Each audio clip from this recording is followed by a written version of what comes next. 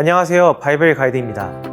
시편은 여러 사람들이 지은 시를 모은 시 모음집입니다. 150편의 시편 중 대부분의 시편은 다윗이 지었지만 10편 이상의 시편을 지은 다른 저자도 있습니다. 바로 아삽과 고라자손입니다.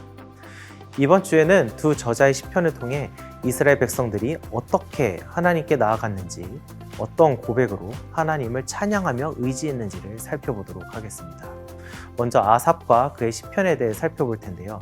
두 개의 시편을 분별하는 자, 그리고 부르짖는 자라는 키워드를 통해 살펴보도록 하겠습니다. 레위지파 출신의 아삽은 다윗이 이스라엘 왕으로 재위하던 때 성전 찬양대의 지휘자 중에 한 사람이었습니다. 당시 성가대 책임자로는 헤만, 여두둔이 있었는데 아삽과 함께 성전 찬양대를 이끌었습니다. 다윗은 이 세 사람의 자손 중에서 섬길 자를 구별했는데 이들에게 수금과 비파와 재금을 잡게 했고 또 신령한 노래로 예언하는 일을 맡겼습니다. 아삽은 단순한 음악인을 넘어서 이스라엘 공동체의 예배를 회복하고 공동체를 위해 중보했던 영적 지도자였습니다.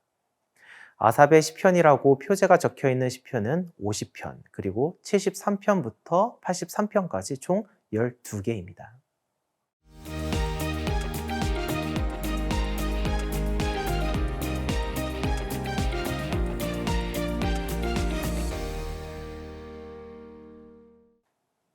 아삽이 어떤 인물인지 잘 살펴볼 수 있는 시편 중 하나가 바로 73편입니다. 이 시편에는 세상을 바라보는 아삽의 깊은 고민과 깨달음이 담겨 있습니다. 시편 1편은 복 있는 사람에 대해 다루며 노래를 시작하죠.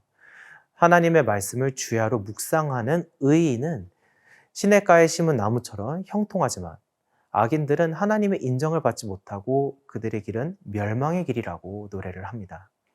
의인의 형통과 악인의 멸망이라는 150편의 시편을 관통하는 신학을 분명하게 정의하며 시편을 시작합니다. 하지만 독자인 우리는 이러한 명제가 잘 와닿지 않을 때가 더 많습니다. 현실적이지 못하고 느끼는 것이죠. 아삽의 고민이 정확하게 이 지점에 있는 것입니다. 오히려 악인들이 형통한 모습을 보고 있자니 질투가 나고 부러운 마음이 들었기 때문입니다. 악인들이 고통 없이 죽고 근심도 없고 재앙도 없는 현실은 시편 1편의 신학과 정확히 반대의 모습을 하고 있기에 아삽은 자신이 거의 넘어질 뻔했다고 솔직하게 고백합니다. 이러한 의문이 들 때 여러분들은 어떻게 하시겠습니까? 하나님의 말씀과는 다른 현실을 바라보며 신앙을 그저 종교 활동으로 여기며 이분법적으로 받아들이시겠습니까? 그렇다면 우리는 하나님을 신학이라는 개념 안에 가두어 놓는 것입니다. 나의 삶과 현실은 하나님과 전혀 관계가 없어지는 것이죠. 아삽은 치열하게 고민했습니다. 자신의 마음을 깨끗하게 지키고 도덕적으로 순전하였던 그 삶이 헛된 일로 부정될 수 있는 현실을 그냥 넘어가지 않았습니다. 그리고 아삽은 깊은 고민 끝에 하나님의 성전에서 깨달음을 얻습니다. 그는 예배를 통해 하나님께 나아갔고 더 나아가 이 세상을 하나님 중심으로 하나님의 시선으로 바라보게 됩니다. 그리고 하나님께서 악인들을 미끄러운 곳에 세워두셨음을 보게 됩니다. 벼랑 끝에 서 있는 것을 깨닫지 못하고 서 있는 악인들의 모습을 보게 된 것입니다. 반면 자신의 오른손을 붙들고 계신 하나님을 발견하며 아삽은 이렇게 고백합니다. 하나님께 가까이함이 내게 복이라. 아삽이 한 것은 특별한 것이 아닙니다. 아삽은 정결한 마음으로 하나님을 예배했고 하나님께 나아갔습니다. 그러한 아삽은 비로소 하나님의 시선으로 세상을 바라보며 현실을 분별할 수 있게 된 것입니다. 하나님은 아삽이 세상을 분별하듯이 하나님을 예배하는 모든 예배자들이 분별하는 자가 되길 원하십니다.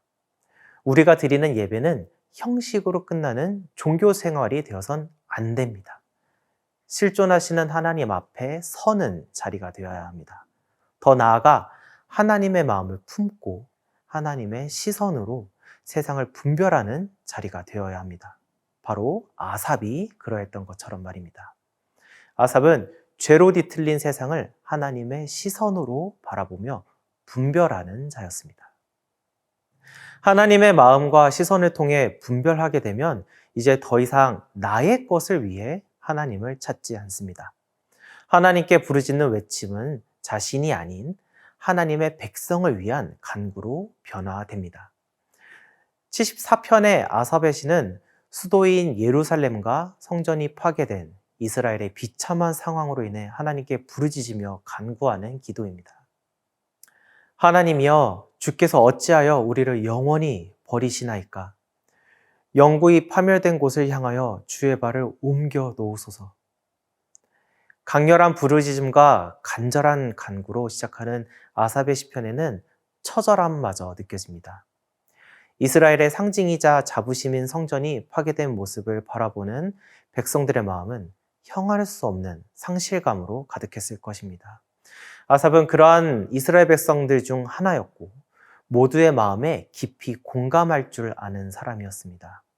자신이 느끼는 고통과 슬픔, 절망과 비참함은 더 이상 단순히 개인의 감정이 아니었습니다. 그렇게 예배자이자 선견자인 아삽은 하나님께 나아간 것입니다. 바로 중보자의 입장에서 말입니다. 아삽의 기도는 회복을 간구하는 것으로 멈추지 않았습니다. 그는 하나님의 마음과 관점을 잃지 않았습니다. 먼저 아삽은 자신의 하나님이 어떠한 분이신지를 고백합니다. 하나님은 예로부터 나의 왕이시라 사람에게 구원을 베푸셨나이다. 주의 가난한 자의 목숨을 영원히 잊지 마소서. 그 언약을 눈여겨 보소서. 이렇게 아삽은 하나님의 언약을 기억하며 자신 스스로 세우신 언약에 신실하신 그 하나님의 신실함을 붙들며 믿음으로 간구합니다. 개인의 회복이나 형통을 위해서가 아니라 하나님의 공동체를 위해서 말입니다. 종교는 자신을 위한 것입니다. 하지만 신앙은 결코 나만을 위한 것으로 끝날 수 없습니다. 우리가 신앙하는 하나님이 이타적인 사랑의 하나님이시기 때문입니다. 자신의 아들을 거저내어 주시기까지 우리를 사랑하시고 우리가 그 사랑 안에 온전히 거하기 원하시는 하나님이시기 때문입니다. 그 사랑을 경험하고 깨달았다면 철없는 아이처럼 떼쓰는 것을 멈출 것입니다. 부모의 심정을 헤아리고 그 뜻에 온전히 반응하는 어른처럼 성숙한 모습으로 반응할 것입니다. 아직 어린 신앙의 지체를 향해 대신 부르짖는 중보자의 삶도 살게 될 것입니다. 바로 아삽이 이스라엘을 향해 부르짖는 자가 되었던 것처럼 말입니다.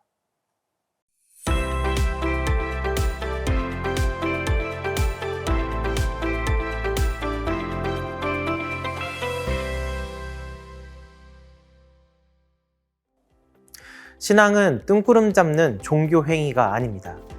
알지도 못하는 대상에게 복 달라, 잘 되게 해달라 하는 기복적인 주술 행위도 아닙니다.